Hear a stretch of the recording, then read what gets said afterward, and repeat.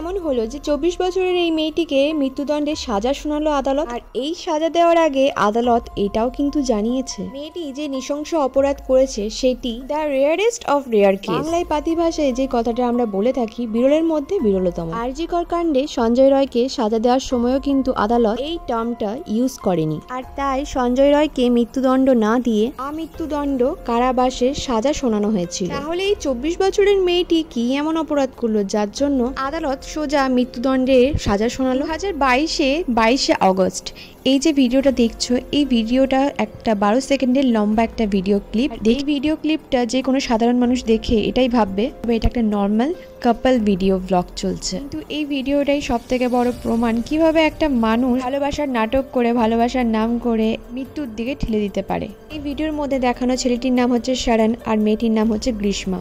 Kerala Ernakulam old মাথান্ডা ব্রিজে ঘুরতে আসবার আসল কারণ ছিল একটা জুসের চ্যালেঞ্জ করা হবে, আর সেই চ্যালেঞ্জটা খেলবার জন্য কিন্তু গ্রীষ্মা শারনকে নিয়ে এসেছিল। শারন ওখানে পৌঁছানোর মাত্রই ভিডিও রেকর্ডিং অন করে আর ওখানে গ্রীষ্মাকে জিজ্ঞেস করে এটা কি ধরনের বা কিসের চ্যালেঞ্জ হচ্ছে, কিন্তু তখনও গ্রীষ্মা দুটো হাতে জুসের বটল নিয়ে আর মুখে হাসি নিয়ে শারনকে একটা কথাই বলে যেন ভিডিও রেকর্ডিংটা অফ করে দেয়। তারপরেও আরেকবার শারন জিজ্ঞেস করে যে এটা কিসের চ্যালেঞ্জ হচ্ছে, তখনও কিন্তু গ্রীষ্মা হেসে একটা কথাই বলে যে এই জুসের চ্যালেঞ্জটা আমি তোমার সাথে করতে চাই, কিন্তু তার আগে তুমি এই ভিডিও রেকর্ডিংটা অফ করো। এই জুস চ্যালেঞ্জ করবার 10 মাস আগেকার কথা, 2021 সালের অক্টোবর মাস।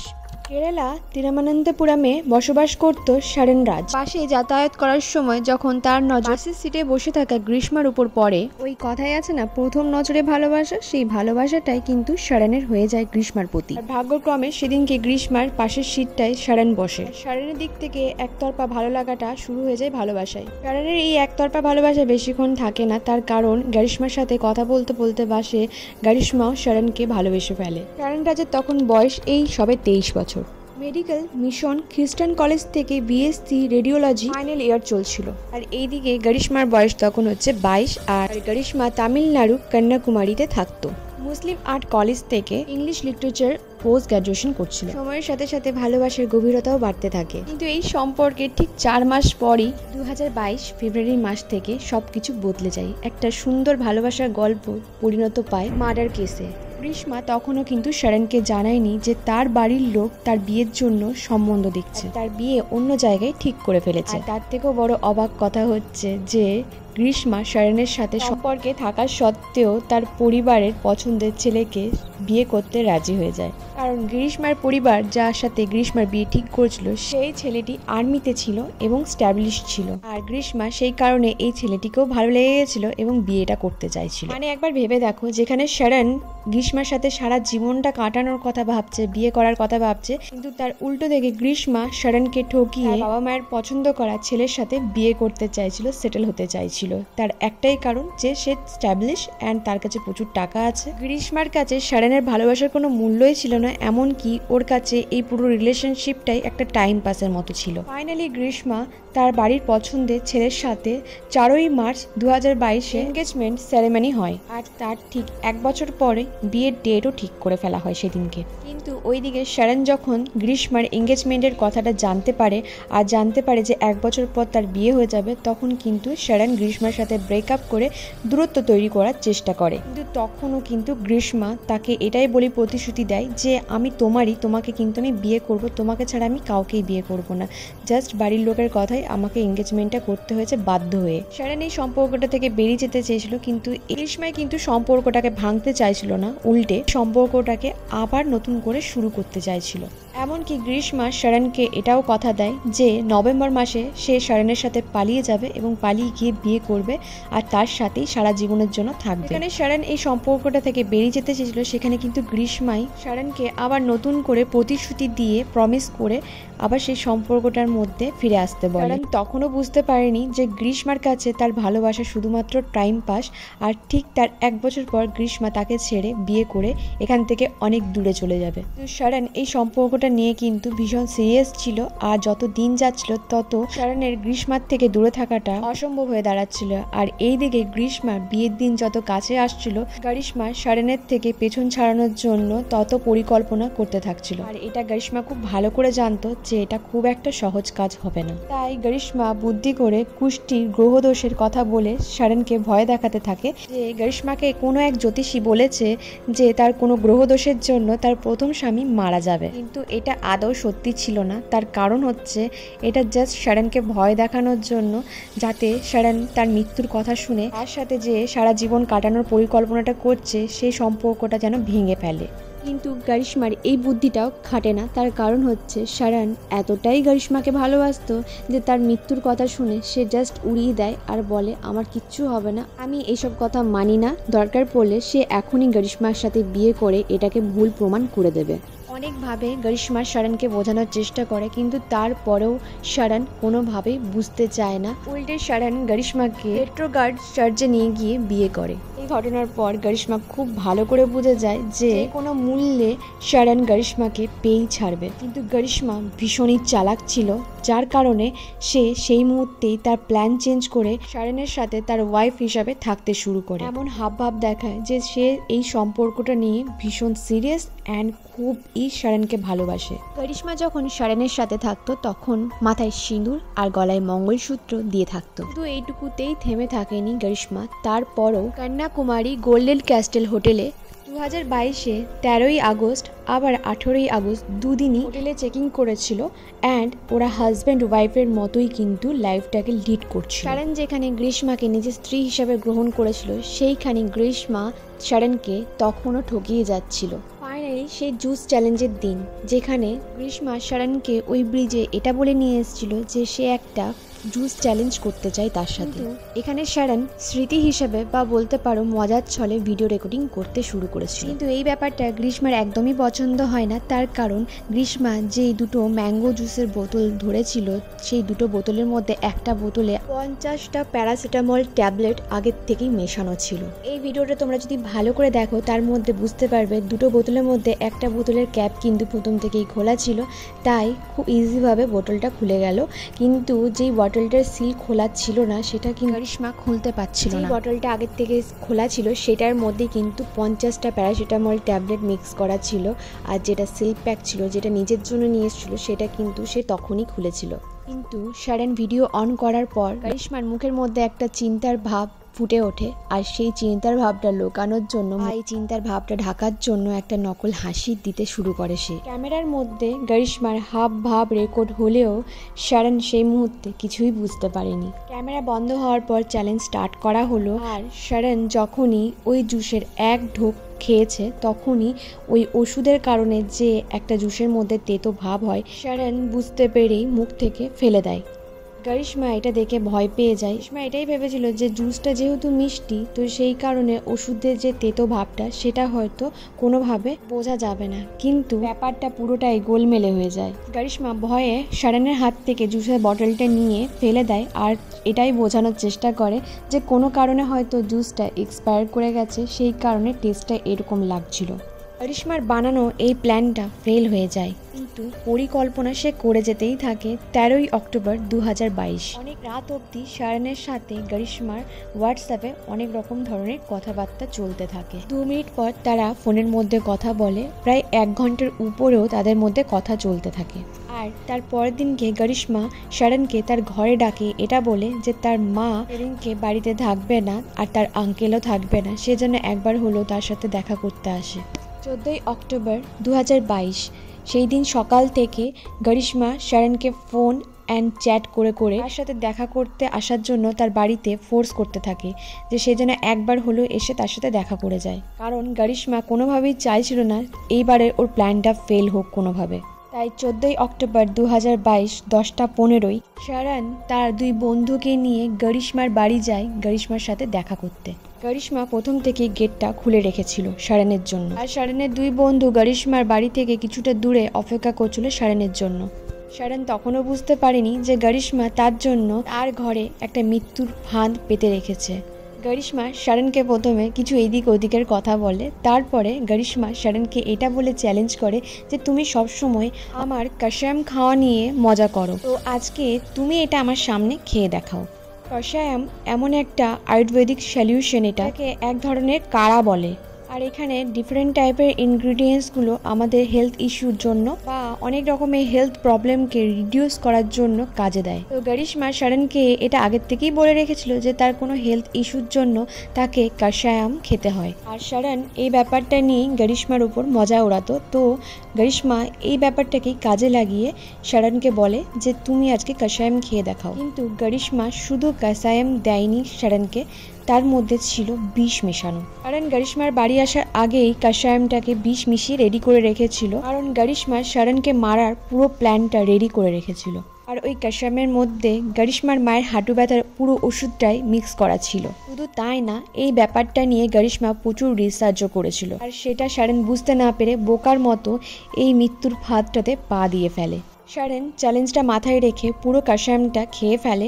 স্বাদে কষায়ামটা অনেকটাই তেতো ছিল, তার জন্য গরিশ্মা আগের থেকেই ফ্রিজের মধ্যে ফ্রুটি কিনে এনে রেখেছিল, যাতে শারনকে তাড়াতাড়ি মুখের টেস্টটা চেঞ্জ করার জন্য ফ্রুটিটা দিতে পারে। কিন্তু কষায়ামের মধ্যে যে বিষটা ছিল সেটা শারনের বডির মধ্যে গিয়ে ছড়াতে শুরু করে দেয়। শারন প্রথমে গ্রীষ্মাদের বাড়ির বাথরুমে বমিট করে, তারপরে বাড়ির বাইরে বেরিয়ে এসে রাস্তার মাঝে কিন্তু বমি করে। শারনের দুই বন্ধু এই ব্যাপারটা দেখে প্রচন্ড পরিমাণে অবাক হয়। সঙ্গে সঙ্গে শারনকে বাইকের মধ্যে বসিয়ে তাদের ঘরের উদ্দেশ্যে রওনা দেয়, কারণ যত সময় যাচ্ছিল শারনের শরীর ততটাই খারাপ হতে শুরু করছিল। শারন রাস্তার মাঝে অনেকবার বাইক থামিয়েও বমি করে। শারনের বন্ধু রাজন এটাই বুঝতে পারছিল না যে শারনের সাথে হচ্ছেটা কি, হঠাৎ করে এতটা শরীরের অবস্থা খারাপ হলো কি করে। এমনকি শারনের বন্ধু এটাও নোটিস করেছিল যে শারন যখন বমি করেছিল সেই বমির ফ্লুইডটা গ্রিনিশ কালারের ছিল। শারনের বন্ধু যতবার শারনকে জিজ্ঞেস করে, এবার শারন একটা কথাই বলে যে কষায়াম আর ফ্রুটি খাওয়ার পর থেকেই এরকম নাকি বমি হচ্ছে। শারন তখনও এটা বুঝতে পারেনি যে সে একটা ষড়যন্ত্রের শিকার হয়েছে। শারন তখনও এটাই ভাবছিল যে হয়তো কষায়াম আর ফ্রুটি একসাথে খাওয়ার জন্য ওর শরীরটা এতটা খারাপ হয়েছে। তখনও কেউ এটা বুঝতে পারেনি যে 3 দিনে 3টে হসপিটাল তাকে চেঞ্জ করতে হবে, আর এতটা খারাপ পরিস্থিতিতে চলে যাবে শারন সেটা কেউ ভাবতে পারেনি। এমনকি শারনও এটা ভাবতে পারেনি যে যে মেয়েটাকে সে ভালোবেসেছে বা যাকে সে বিয়ে করেছে, এই সব কিছুর জন্য সেই মেয়েটি হচ্ছে আসল দায়ী। সব থেকে বড় কথা, গ্রীষ্মার বাড়ি থেকে যখন শারন চলে আসে, তারপরে গ্রীষ্মা শারনকে মেসেজ করে এটাই বলে যে কিছু তার জন্য হয়েছে সে যেন তাকে ক্ষমা করে দেয়, কারণ গ্রীষ্মা যদি কষায়াম খাওয়ার জন্য শারনকে ফোর্স না করতো তাহলে হয়তো এরকমভাবে শারনের শরীর খারাপ হতো না। তখনও পর্যন্ত কিন্তু গ্রীষ্মা শারনের কাছে ইনোসেন্ট হওয়ার একটা প্রুফ দিয়ে যাচ্ছিল। এমনকি গ্রীষ্মা শারনকে এটাও বলে যে প্রথমবার যখন ও কষায়াম খেয়েছিল তখন কিন্তু গ্রীষ্মাও কিন্তু বমি করেছিল। এতে কনফার্ম করতে চায় যে কষায়াম খাওয়ার পর বমি হয়। করিশ্মা শারনকে খুব চালাকের সাথেই সবকিছু কনফেস করছিল, তার কারণ হচ্ছে শারন ব্যাপারটাকে পুরো হালকার মধ্যে নেয় আর ট্রিটমেন্ট করতে যাতে দেরি হয়, যাতে শারন কিছু বুঝতে পারবার আগেই মৃত্যুর দিকে ঢলে পড়ে। সেদিনকেই সন্ধ্যাবেলায় 5:23 শারন গরিশ্মাকে বারবার করে বলতে থাকে যে যে মানুষটি তাকে কষায়াম দিয়েছিল সে যেন তার সাথে কন্ট্যাক্ট করে, কিন্তু গরিশ্মা বারবার করে কথা ঘুরিয়ে এটা জিজ্ঞেস করতে থাকে যে শারনকে হসপিটালে কি ভর্তি করা হয়েছে, যার উত্তরে শারন বলে সে পারশালার হসপিটালে অ্যাডমিট হয়েছে। সেদিন পুরো রাত শারন বমি করতেই থাকে।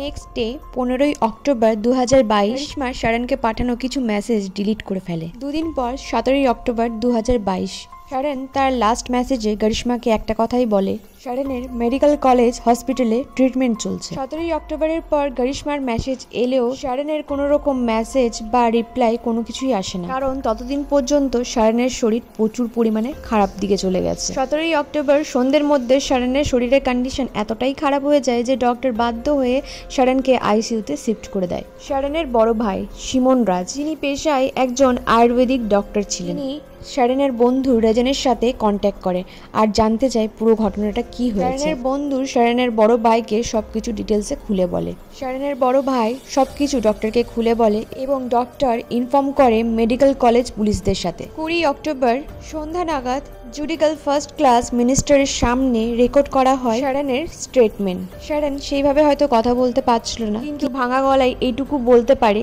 যে তার গার্লফ্রেন্ডের বানানো কাশায়াম খাওয়ার পর থেকে তার শরীরে এরকম অবস্থা হয়। শ্যারনকে যখন জিজ্ঞেস করা হয় যে সে কোনো রকম কারোর এগেনস্টে কোনো স্টেপ নিতে চায় কিনা, তখন শ্যারন কারোরই নাম নেয় না। আর এটারই সুযোগ নেয় পরবর্তীকালে গরিশ্মাকে যে লয়ার ডিফেন্ড করছিল সে। শ্যারনের বড় ভাইও কিন্তু অনেকবার গরিশ্মাকে ফোন করে এটা জানার চেষ্টা করেছিল যে শ্যারনকে যে কাশায়ামটা দেওয়া হয়েছিল সেই কাশায়ামের নাম কি, কিন্তু গরিশ্মা নানা রকম কথার ছলে এটাই বারবার করে প্রমাণ করেছে সে কিচ্ছু জানে না। এইদিকে শ্যারনের শরীর এতটাই খারাপ হয়ে যায় যে শ্যারনের লিভার অ্যান্ড কিডনি ফেল হতে থাকে, আর ডক্টররাও ঠিকঠাক ট্রিটমেন্ট করতে পারছিল না। নানা রকম ডিপার্টমেন্টে শ্যারনকে ট্রিটমেন্ট দেওয়া হচ্ছিল, কিন্তু ঠিক তার 72 ঘন্টা পর তার pulse and brain almost damage হয়ে গেছিল। High flow oxygen, invasive and non invasive ventilation, কিছু চেষ্টা করার পরও ডক্টর কোনো ইমপ্রুভমেন্ট খুঁজে পাচ্ছিল না। আর ফাইনালি 11 দিন পর এই মৃত্যুর সাথে যুদ্ধ করতে করতে মাল্টিপল অর্গান ফেলিয়ার আরও কিছু কারণে 25শে অক্টোবর 2022 বিকাল 5:55 শ্যারন শেষ নিঃশ্বাস ত্যাগ করে। এই 11টা দিন শ্যারনের জন্য কোনো টর্চারের থেকে কম না, তার কারণ হচ্ছে এক ফোঁটা জলও সে খেতে পায়নি। 26শে অক্টোবর শ্যারনের ভাই সিমন পার্সেলা পুলিশ স্টেশনে গিয়ে কমপ্লেন করে, সাথে শ্যারনের বডিটাও কিন্তু পোস্টমর্টমের জন্য পাঠানো হয়। সব থেকে বড় চ্যালেঞ্জ তো পুলিশের সামনে ছিল, কারণ এই কেসের মধ্যে কোনো আই উইটনেস ছিল না। 5 দিন পর 31শে অক্টোবর 2022 গ্রীষ্মাকে পুলিশ ডেকে পাঠায় কিছু জিজ্ঞাসাবাদের জন্য, কিন্তু ব্যাপারটা এতটাও সহজ ছিল না, কারণ গ্রীষ্মা নতুন নতুন নাটক সাজাচ্ছিল, তার সাথে কথার ছলে পুলিশকে অন্যদিকে ঘোরানোর চেষ্টা করছিল। এমনকি গ্রীষ্মা নিজেকে ইনোসেন্ট প্রুভ করার জন্য পুলিশ স্টেশনে রাখা টয়লেট ক্লিনার খেয়ে আত্মহত্যা করারও চেষ্টা করেছিল। কিন্তু কথায় আছে না, মিথ্যে বেশি দিন চাপা থাকে না। যখন পুলিশ তার কল রেকর্ডিং আর চ্যাট চেক করে তখন অনেক কিছু এভিডেন্স হাতে পায় পুলিশরা। আর যখন গরিশ্মার সামনে এই সব কিছু প্রমাণ রাখে তখন পুলিশের সামনে সব সত্যি কথা গরিশ্মা বলতে বাধ্য হয়। গরিশ্মার সাথে গরিশ্মার মা আর গরিশ্মার আঙ্কেলকেও অ্যারেস্ট করা হয়। আর এই পুরো ব্যাপারটাতে পুলিশ কিন্তু খুব ভালোভাবে কাজ করেছে, তার কারণ হচ্ছে গরিশ্মার ডিলিট করা মেসেজ, হোয়াটসঅ্যাপ চ্যাট, এমনকি ক্রোমে সার্চ হিস্ট্রি থেকে অনেক কিছু এভিডেন্স পাওয়া যায়। সব থেকে বড় প্রকাশ তো এই ব্যাপারটাই পাওয়া যায় যখন শ্যারনের পোস্টমর্টম রিপোর্টটা পুলিশের হাতে লাগে। গরিশ্মা কাসামের মধ্যে কি এমন মিশিয়ে খাইছিল যে কোনো ডক্টরই তার ট্রিটমেন্ট করতে পারলো না। ডক্টর শ্যারনের পোস্টমর্টম রিপোর্ট থেকে হার্বিসাইড এর মধ্যে পাওয়া যায়, যা এই পয়জন মানুষের শরীরের মধ্যে যাওয়ার পর 24 ঘন্টার মধ্যে যদি ডক্টর ডিটেক্ট না করতে পারে তাহলে মানুষের মৃত্যুও হতে পারে। তাই প্রথম থেকে গরিশ্মা এটা চাইছিল না যে শ্যারন ঠিকঠাক ট্রিটমেন্টটা পাক বা বেঁচে যাক কোনোভাবে। গরিশ্মা অনেকভাবেই চেষ্টা করে নিজেকে ইনোসেন্ট প্রুভ করার, আর গরিশ্মার উকিলও নানানভাবে গরিশ্মাকে ইনোসেন্ট প্রুভ করার জন্য শ্যারনের ব্যাপারে নানান খারাপ কথা বলতে শুরু করে, যেমন কি শ্যারন গরিশ্মাকে ব্ল্যাকমেল করত। এমনকি 111 দিন পর্যন্ত এই কেস চলতে থাকে। 111 দিন পর গরিশ্মা জেল থেকে বেলের সাহায্যে বাইরে আসে। গরিশ্মার মা এবং আঙ্কেল কিছু মাস আগেই বাইরে এসেছিল বেলের সাহায্যে। গরিশ্মাকে বেল দেওয়ার কারণ শুনলে তোমরা হাসবে। গরিশ্মাকে এই কারণে বেল দেওয়া হয় কারণ গরিশ্মা পুলিশের সাথে পুরো কেসটার মধ্যেই কোঅপারেট করেছিল। আরও একটা কারণ দেখায় যে তার বয়সও বেশি না। শ্যারনের পরিবারের জন্য এটা সব থেকে বড় কঠিন সময় ছিল আর খুব কষ্টের সময় ছিল, কারণ যে মেয়ের জন্য তার ছেলে আজকে এই পৃথিবীতে নেই সেই মেয়ে জেলের বাইরে ঘুরে বেড়াচ্ছে এবং ভালো আছে।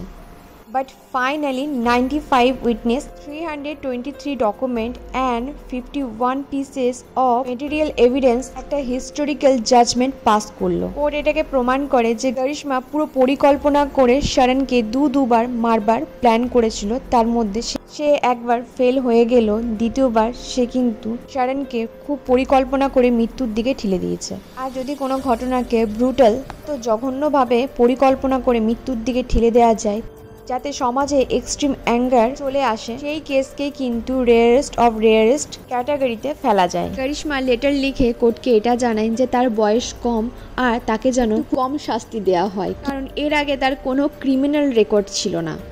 তো এই আবেদনটা কোর্ট খারিজ করে ফেলে। আর চারিদিকে সবকিছু বিচার বিবেচনা করে কোর্ট আইপিসি সেকশন 302 গরিশ্মাকে মৃত্যুদণ্ডে দণ্ডিত করে।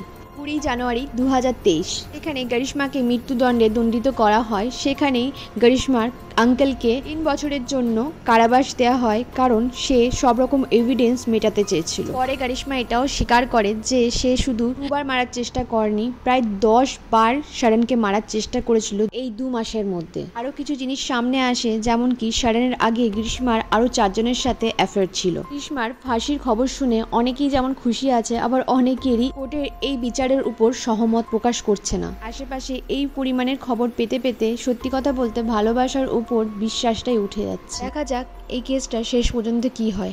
আদৌ কি গরিশ্মার ফাঁসি হবে, না এবারেও কোনো বুদ্ধি করে গরিশ্মা নিজেকে ফাঁসির হাত থেকে বাঁচিয়ে ফেলবে। সব শেষে একটা কথাই বলতে চাই, সবাই ভালো থাকবেন আর সাবধানে থাকবেন।